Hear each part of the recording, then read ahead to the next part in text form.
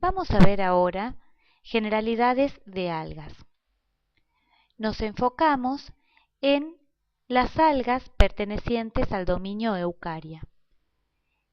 El grupo de las algas hace referencia o engloba a una diversidad de organismos que tienen la característica principal de ser fotosintéticos. Y vamos a encontrar desde tamaños muy pequeños unicelulares, microscópicos, hasta multicelulares de gran tamaño. Las algas es un grupo que no tiene validez taxonómica y se parecen a las plantas justamente en la característica de realizar fotosíntesis, pero difieren de las plantas porque carecen de cutícula, que es la capa protectora contra la deshidratación en la tierra, y en activo crecimiento van a encontrarse por esa razón restringidas a ambientes húmedos o acuosos con alta humedad. La mayoría de las algas carece de gametangios multicelulares y esta es la razón por la que se clasifican como algas y no como plantas.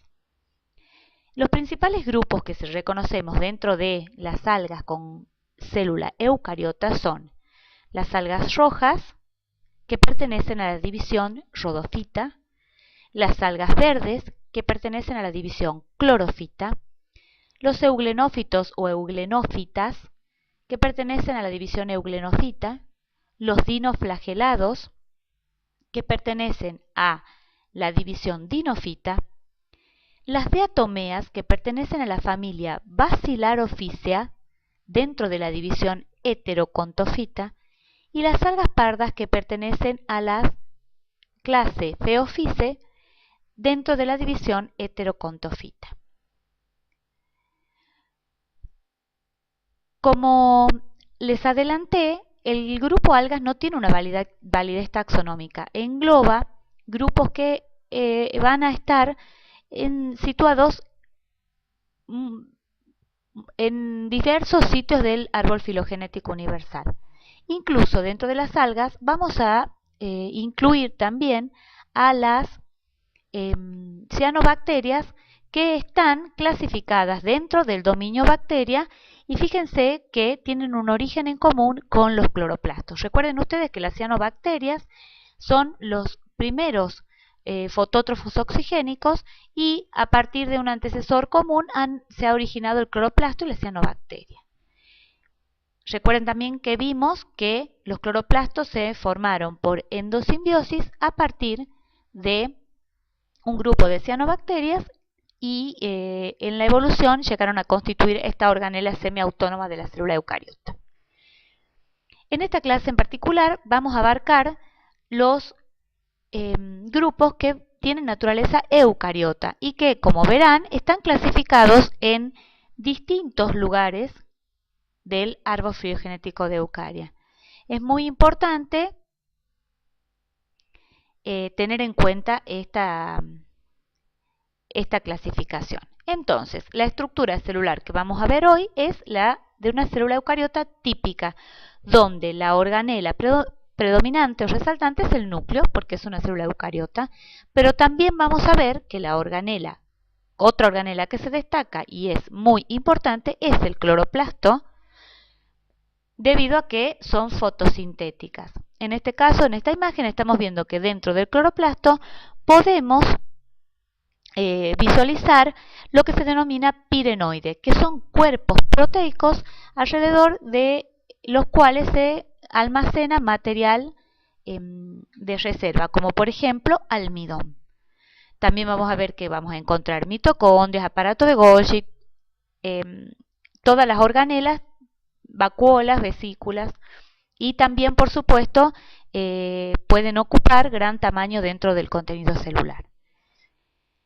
También vamos a observar que en algunos casos podemos encontrar células que van a presentar movilidad por flagelos y también la característica dentro de la característica de las células de las algas es que tienen una pared celular. Entramos a, como primera instancia, analizar el núcleo. En los grupos de algas vamos a tener un núcleo particular que se denomina mesocariótico. Existen dos núcleos básicos, el normal y este tipo especial que es el núcleo mesocariótico, que antes no lo habíamos visto en clases. El núcleo mesocariótico tiene cromosomas condensados durante todo el ciclo mitótico. El nucleolo es persistente y pasa a formar un endosoma en el momento de la interfase y no se dispersa durante la profase. Se divide el núcleo por estrangulación en los dos núcleos hijos y es un núcleo muy visible, de gran tamaño, donde los cromosomas permanecen unidos a la membrana nuclear y no a los microtúbulos del uso, como es el caso de la división celular normal que ustedes conocen. Además, la membrana nuclear permanece intacta durante todo el ciclo de vida de la célula. Este tipo de núcleo es característico de los dinoflagelados, que pertenecen a la división dinofita, y de las euglonofitas, que pertenecen a la división euglenofita. Con respecto a la pared celular, también podemos encontrar una pared celular especial que está constituida básicamente por dos componentes. Un componente fibrilar que va a constituir el esqueleto de la pared, que en general está formado por celulosa. Recuerden que la celulosa es un polímero de glucosa. También puede estar constituida por manano, que es un polímero de manosa, y en este caso está presente en las algas verdes y rojas. Y los silanos, que están presentes en las algas verdes sifonales y también en algunas algas rojas. El componente amorfo va a formar parte de constituye la matriz para el componente fibrilar. Y vamos a encontrar en los grupos de las rhodofitas y de las feofitas, de las feofisas, que son comercialmente explotados, que pueden ser, este componente fibrilar contiene compuestos polímeros que pueden ser comercialmente explotados. Los más conocidos son la fucoidina y el ácido algínico, que son polímeros de ácido manurónico y ácido L-galurónico que están presentes en los espacios intercelulares de la feofice, o sea, de las algas pardas. Y en el caso de las algas rojas, los componentes amorfos, dentro de los componentes amorfos podemos encontrar el agar, que es un polímero de galactosa, y sus derivados de agarosa, agaropectina, carragenanos y porfiranos. Estos componentes tienen mucho uso en la industria farmacéutica, en la industria alimenticia como estabilizantes y también para gelificar a temperatura ambiente. El agar se usa en la preparación de medios de cultivo, en microbiología.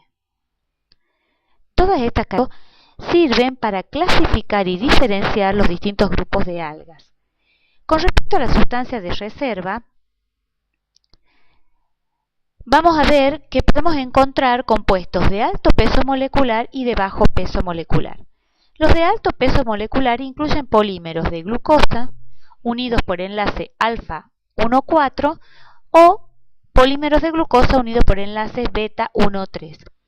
En el primer caso podemos encontrar el almidón de las floridias, que es característico de las algas rojas, el almidón, que es característico de las clorofitas, y que es, por otro lado, el único grupo de algas en donde vamos a encontrar almidón intraplastidial, o sea, presente dentro del cloroplasto.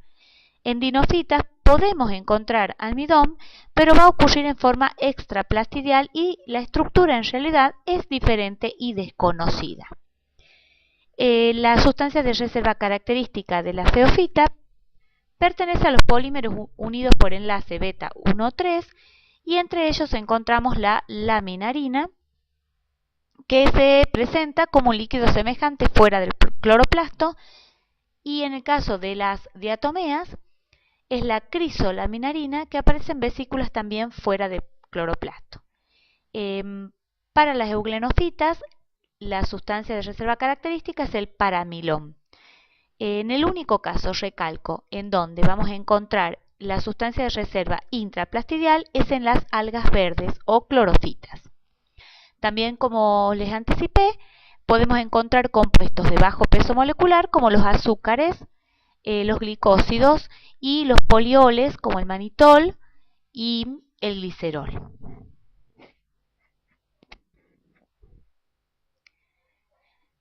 También es una característica y que sirve para la clasificación los distintos plastidios.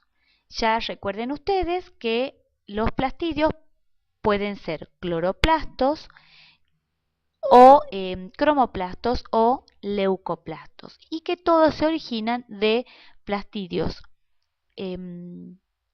primarios que se denominan proplastidios. Con respecto al cloroplasto, la estructura del cloroplasto es la que ustedes ya vieron y conocen de célula eucariota. Está constituido por una membrana interna, una membrana externa y una matriz o estroma del cloroplasto, donde vamos a ver que las membranas están organizadas formando las granas y estas granas apiladas forman un tilacoide que tienen conexión con un sistema de membrana interna. En el estroma vamos a encontrar el ADN del cloroplasto y, por supuesto, ribosomas de naturaleza procariota. Esta es una microfotografía donde se muestra el detalle de las granas. Esto está tomado a microscopio electrónico y estos que vamos a observar como puntos negros oscuros es la sustancia de reserva que se está produciendo o granos de almidón que se están produciendo entre los sistemas membranosos internos. Acá tenemos varias microfotografías donde pueden observar esa característica. En el caso del cloroplasto, como ya vimos en la clase de evolución, provienen por endosimbiosis de una cianobacteria que fotosintetizaba aeróbicamente. En el caso de una endosimbiosis primaria, se produce una membrana externa que corresponde a la vesícula de la célula eucariota que endocitó al procariota y una membrana interna que corresponde a la célula bacteriana que realizaba fotosíntesis oxigénica. Pero en la historia y en la constitución de los distintos grupos de algas han ocurrido otros procesos endosimbióticos más complejos, como por ejemplo el caso de una endosimbiosis secundaria. Esta endosimbiosis secundaria ocurre cuando es endocitada una célula eucariota que ya tenía su cloroplasto. En ese caso, el proceso de la endosimbiosis genera una membrana externa o anexa al cloroplasto, que es lo que se conoce como membranas del retículo endoplasmático del cloroplasto, o REC. Este REC se denomina de esta forma porque se va a acoplar al sistema de endomembranas de la célula de manera compleja. Han ocurrido otras endosimbiosis que aumentaron esa complejidad, donde ya las células que presentaban endosimbiosis secundaria fueron otra vez endocitadas y en ese caso se adiciona otra membrana al retículo endoplasmático del cloroplasto. Estos procesos endosimbióticos complejos los van a ver con mayor profundidad más adelante en la carrera. Por lo tanto, lo único que necesito que les quede claro en este momento es que las membranas adicionales del cloroplasto, que se denominan membranas del retículo endoplasmático del cloroplasto o REC, provienen justamente del proceso de endosimbiosis. Y en los distintos grupos de algas lo que vamos a ver es que ni las algas rojas ni las algas verdes presentan membranas adicionales del REC. Por otro lado, las eulenofitas y dinoflagelados presentan una membrana adicional del REC y en el caso de las heterocontofitas que abarcan las diatomeas y las algas